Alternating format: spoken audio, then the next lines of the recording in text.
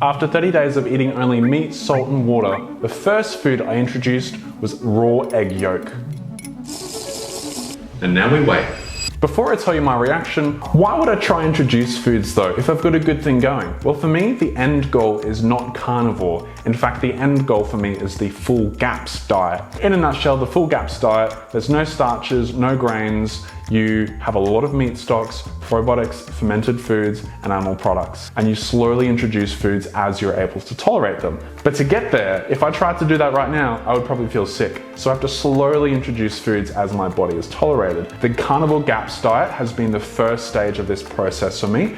And now I want to start going through the stages of the GAPS diet. So right now I've basically gone through a bit of the phase 1 and I'm trying to introduce foods from phase 2 and phase 3. And we'll see how we go. I'm not pushing my body, I'm taking my time, I'm introducing little bit by little bit, waiting 24 to 48 hours to see how it reacts before I try something else. Keep watching to the end because you'll find all the foods that I've successfully and unsuccessfully reintroduced since starting carnivore. But first, back to that egg.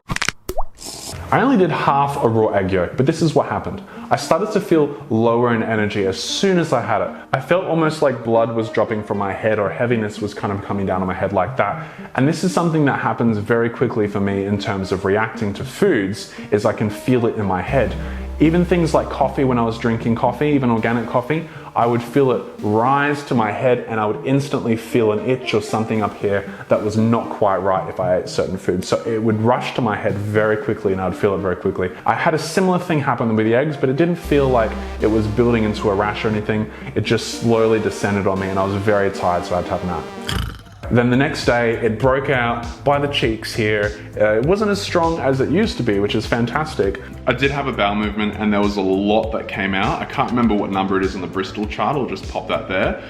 When you're introducing foods on the GAPS diet, slowly, you test to see what happens. And if you run or if you've got the runs, then it means that it's a bit too soon to be introducing it. Maybe you need to do it little bits at a time. So I feel like that's kind of what was happening. So I decided, you know what, egg, not worth it right now. Let's come back to it at a much later date. The second thing I tried introducing was avocado. Not a whole avocado like I used to have in one go, but with this, you gotta start small. So I used a teaspoon of avocado. I put that into my meat stock, which also helps with digestion. Tried it. Oh, that's delicious. Oh, that's the best avocado I've had in my life. All right, let's see what happens. But it didn't sit quite right. It didn't feel good. Could feel a little bit of hot flush through the body, heat rising up a bit, feel it in my face a little bit as well. Gosh, so sensitive. Why so weak? So weak. So I thought, you know what? Maybe it's a bit too early for avocado. Park that one. I tried 2 more times with the avocado, but it just didn't sit right. Avocado is currently off the menu. The next one, sauerkraut juice. I was a big fan of sauerkraut before I started this diet, one of my favorite things to eat. But fiber is a no-no on the no plant GAPS, especially if you've got a very sensitive gut, and I just was not ready to even give that a crack with fiber, but I was ready to try sauerkraut juice. So I bought a bit of sauerkraut juice that I could get from the store, or you can make sauerkraut yourself and then have the juice, which I'm too lazy to do, to be honest.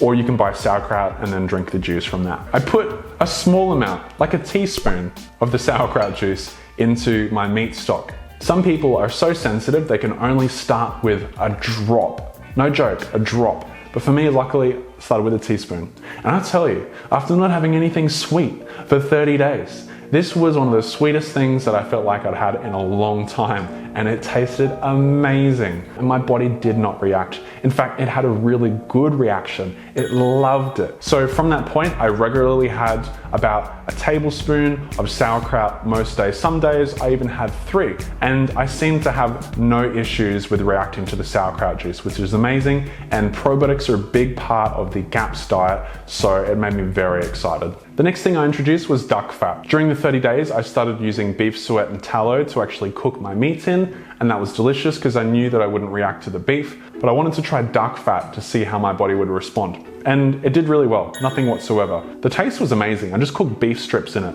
but it almost gave this kind of buttery flavor to it, and my body didn't react, which was great. So I've kept using duck fat to this day. The next thing I introduced was electrolytes. This is something that I wish that I would have had during the 30 days because I feel like it would have helped my process so much with detoxification, with energy, with my body adjusting, salt levels, electrolytes, which I wasn't obviously getting. It would have made things way better. But I wanted to do carnivore really pure for the 30 days just to see what's up. So my first taste of electrolytes, really salty, almost gross. It's like just basically drinking a glass of ocean, but saltier. However, after the first and second try, it got much better. I ended up enjoying having that almost daily. Some days I would have 2 times, some days it would just be once. But the thing I've loved most so far is flavored electrolytes. To be honest, I was really nervous with the flavors because my body is so sensitive. I was like, I'm definitely going to react to this. There was a citrus flavor and a berry flavor that I was going to try. I tried the citrus. Yum. It's very strange having something sweet. That is delicious. No reaction. The next flavor I tried was berry. That was great too. Absolutely loved that. Those have been my favorite things that I have been using since reintroducing, and to be honest, I've become almost dependent on, not for the taste, just because of how my body feels having those extra electrolytes in my system. And the last thing I introduced was activated charcoal. It is part of the detoxification process on the GAPS diet, so I will share more about that in another video for you. But let's just say for now that there was no negative reactions, and that's great. The next food I'm introducing is bread. I'm just kidding, I would never do that to my body or to you guys. The next thing that I'm introducing is ghee, aka clarified butter, and then I'm also going to try making my own homemade yogurt from raw milk, and then eventually butter, which I'm very excited about all of those. Hit that subscribe button and I'll see you in the next video. It smells good though.